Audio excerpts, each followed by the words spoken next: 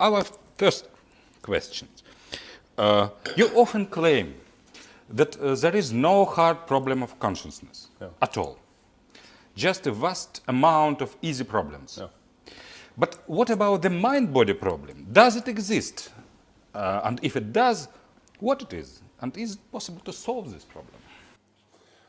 I think that the solution to the mind-body problem comes from first sort of taking a deep breath and then trying to adopt first the scientific perspective, where we consider ourselves as animals, mammals, primates moving around on a planet.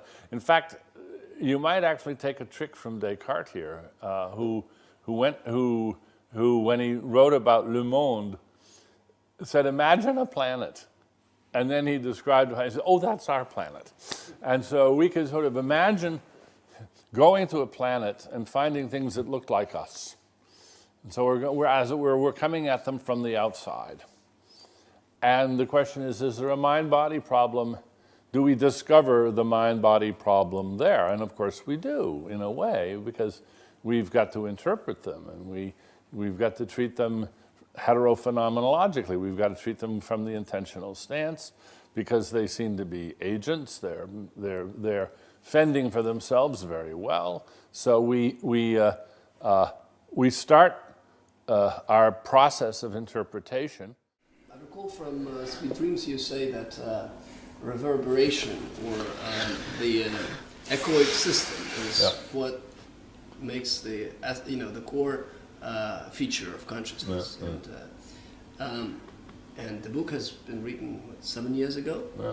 So in the recent studies on animals or on child development, have you got any information or any empirical facts that would shed light on who does have that capacity?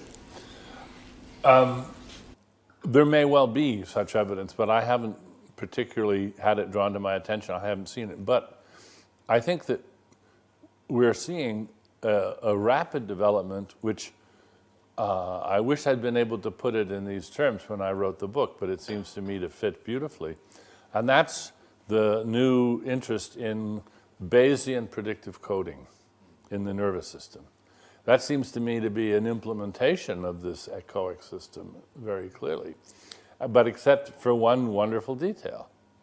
And that is that you might say it's the non-echoic system. Because in the Bayesian predictive coding, the way it works is the brain makes an anticipation, makes a prediction, and if the prediction is confirmed, no signal comes back at all. The signal only comes back for disconfirmation. So the signal gets tuned by selective disconfirmation. But as long as the predictions are coming true, then there's no echo. I have an example just to give people the flavor of this, how this works. I said, in our previous interview, by the way, you said very interesting thing that you said that you cannot conceive again that I am a zombie as regards my mental imagery, provided I can combine D letters, D and G into umbrella, your lovely illustration. I managed to do that, and so you were sure that I was not a zombie. I had mental imagery. You are sure that I have had and have mental images. Then, however, after that, in that interview, you said that these images are better treated as structures, not as pictures. So it seems that you can conceive that I have no mental pictures. But as a matter of fact, I have them.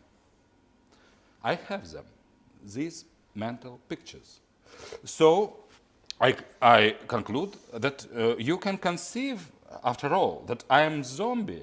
If by zombies in mental imagery we would understand subject without mental pictures. Is it right or not?